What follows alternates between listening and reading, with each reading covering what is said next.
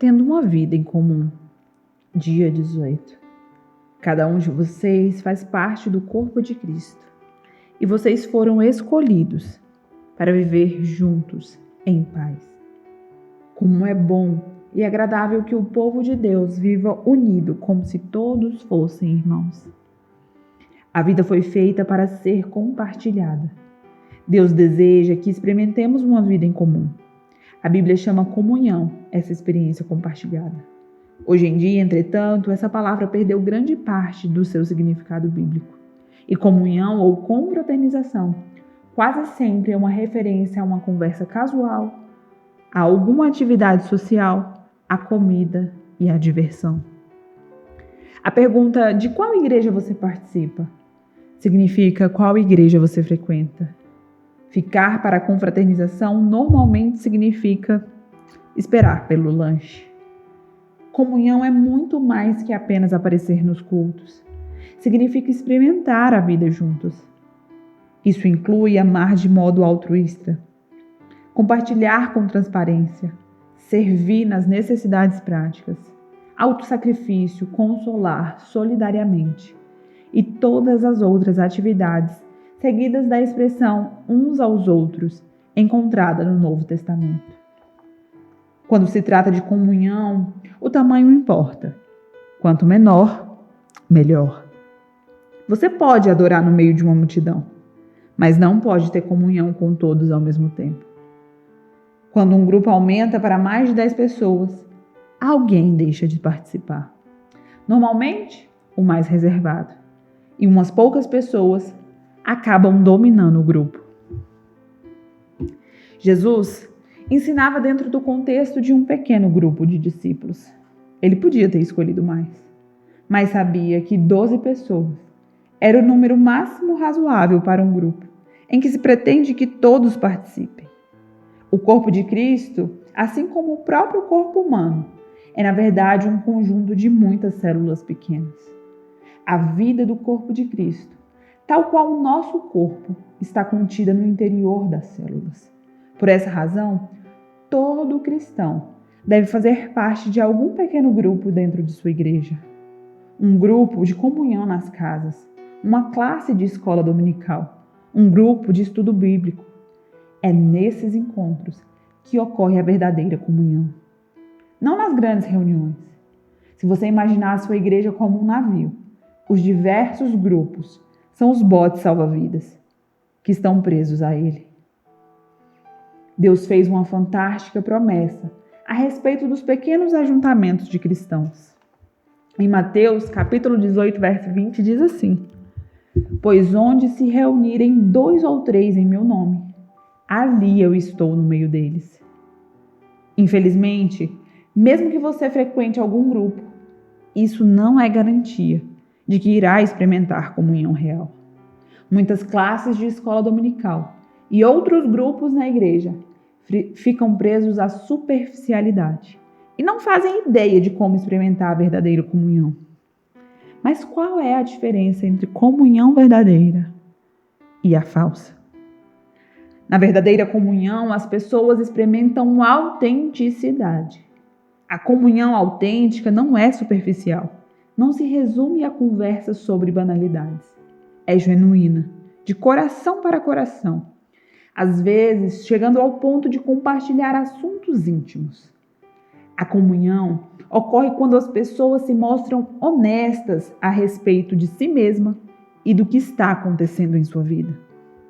Elas dividem mágoas, revelam sentimentos, confessam falhas, dão a conhecer dúvidas, admitem medos, reconhecem as suas fraquezas e pedem ajuda e oração. A autenticidade é exatamente o oposto do que você encontra em algumas igrejas. Em vez de uma atmosfera de honestidade e humildade, há uma conversação fingida, encenada, politiqueira, superficialmente educada e frívola. As pessoas vestem máscaras, mantêm a guarda e agem como se sua vida fosse bem-sucedida em todos os aspectos.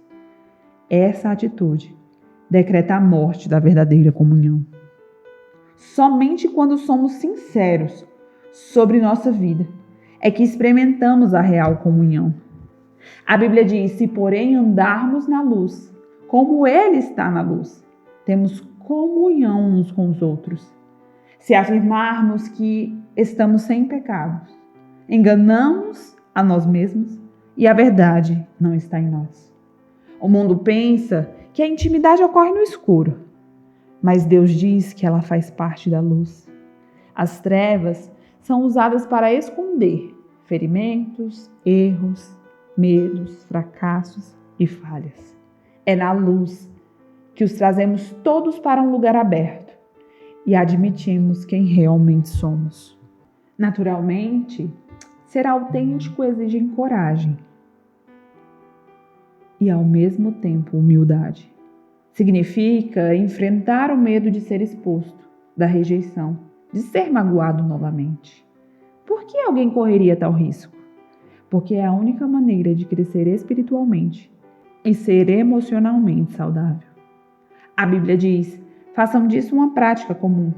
Confessem seus pecados uns aos outros e orem uns pelos outros, para que vocês possam viver juntos, integrados e curados. Só crescemos assumindo riscos, e o mais difícil de todos é ser honesto com você mesmo e com os outros.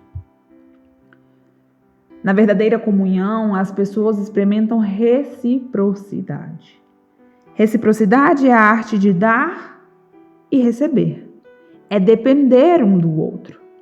A Bíblia diz: o modo pelo qual Deus formou o corpo humano é um modelo que nos ajuda a entender a nossa vida comunitária na igreja. Cada parte depende da outra.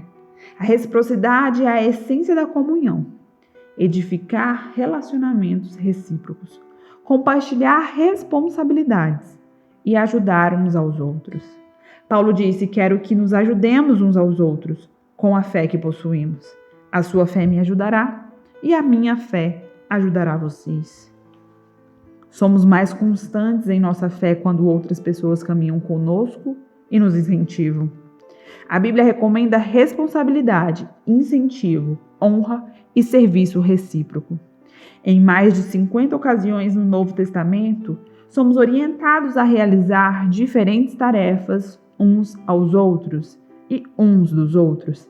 A Bíblia diz: esforcemo-nos em promover tudo quanto conduz à paz e à edificação mútua.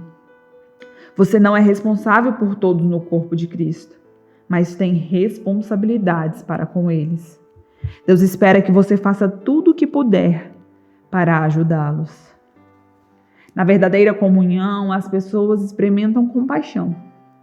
Compaixão não é dar um conselho ou oferecer uma ajuda eventual. É penetrar, é compartilhar a dor do outro. A compaixão diz: compreendo o que você está passando. E o que você sente não é estranho nem absurdo. Alguns chamam isso de empatia, mas a palavra bíblica é compaixão. A Bíblia diz: como povo santo, sejam compassivos, bondosos, humildes, mansos e pacientes. A compaixão satisfaz duas das necessidades fundamentais do ser humano: a de ser compreendido e a de ter os seus sentimentos respeitados. Compreender e respeitar o sentimento de alguém abre caminho para a comunhão. O problema é que estamos quase sempre tão ansiosos por corrigir situações que não temos tempo de sentir compaixão. Ou então, estamos preocupados com as nossas mágoas. A autopiedade esgota completamente a compaixão pelas pessoas. Há diferentes níveis de comunhão. Cada um há um momento diferente. Identificamos os níveis mais básicos de comunhão no ato do compartilhamento e nos grupos de estudo bíblico. No nível mais profundo, temos a comunhão de serviço, presente na ação conjunta em viagens missionárias ou em obras de caridade. O nível mais profundo e mais intenso é a comunhão de sofrimento, que ocorre quando tomamos parte da dor e da aflição uns dos outros e carregamos os fardos uns dos outros. Os cristãos que melhor compreendem esse nível São aqueles que ao redor do mundo são perseguidos, discriminados e muitas vezes martirizados por causa de sua fé. A Bíblia ordena: compartilhem os seus problemas e aflições uns com os outros e dessa forma obedeçam à lei de Cristo. É em tempo de crise, tristeza e dúvidas profundas que mais precisamos uns dos outros.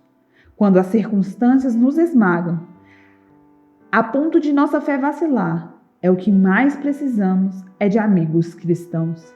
Precisamos de um grupo de amigos que tenham fé em Deus por nós e nos ajudem a superar as dificuldades. Em um menor grupo, o corpo de Cristo é real e palpável, mesmo quando Deus parece distante. Foi disso que Jó necessitou durante seu sofrimento. Ele exclamou: um homem desesperado deve receber a compaixão de seus amigos, muito embora ele tenha abandonado o temor do Todo-Poderoso. Na verdadeira comunhão, as pessoas experimentam misericórdia. A comunhão é um momento de graça, em que os erros não são criticados, mas são apagados. A comunhão acontece quando a misericórdia triunfa sobre a justiça. Todos nós precisamos de misericórdia, porque todos tropeçamos, caímos e precisamos de ajuda para retomar o caminho. Precisamos oferecer misericórdia uns aos outros e estar dispostos a recebê-la uns dos outros.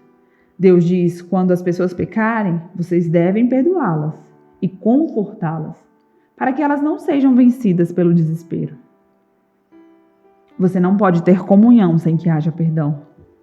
Deus adverte: jamais guardem rancor, porque a amargura e o ressentimento destroem a comunhão. Por sermos imperfeitos e pecadores, inevitavelmente magoamos uns aos outros, depois que passamos algum tempo junto. Às vezes, magoamos uns aos outros intencionalmente e às vezes sem querer. Mas de qualquer maneira, se faz necessária uma enorme quantidade de graça e misericórdia para criar e manter a comunhão. A Bíblia diz: vocês precisam ter consideração para com a falta uns dos outros e perdoar aos que lhe ofendem. Lembre-se, o Senhor perdoou vocês, por isso vocês devem perdoar uns aos outros. A misericórdia de Deus para conosco é um estímulo para que sejamos misericordiosos uns com os outros. Lembre-se, jamais lhe será pedido que perdoe alguém mais do que Deus já lhe perdoou. Sempre que for magoado por alguém, você terá uma escolha: usar a sua energia e os seus sentimentos para buscar vingança ou para encontrar uma solução. Você não pode optar por ambas as coisas. Muitos relutam em praticar a misericórdia, porque não sabem a diferença entre confiar e perdoar. Perdoar é esquecer o passado. Confiar tem relação com o comportamento futuro. O perdão deve ser imediato. Tenha a pessoa pedido ou não perdão a você. A confiança é reconstruída com o decorrer do tempo. Confiança exige antecedentes. Se alguém te magoa repetidamente, Deus ordena que você perdoe imediatamente. Mas não espera que você volte a confiar imediatamente ou que permita que tais pessoas continuem te magoando. Elas devem mostrar que mudaram com o tempo. O melhor lugar para restaurar a confiança é no contexto de apoio mútuo, de um grupo que promova tanto o encorajamento quanto a responsabilidade mútua. Você foi criado para viver em comunidade. Eu vou ficando por aqui. Um forte abraço. Até amanhã.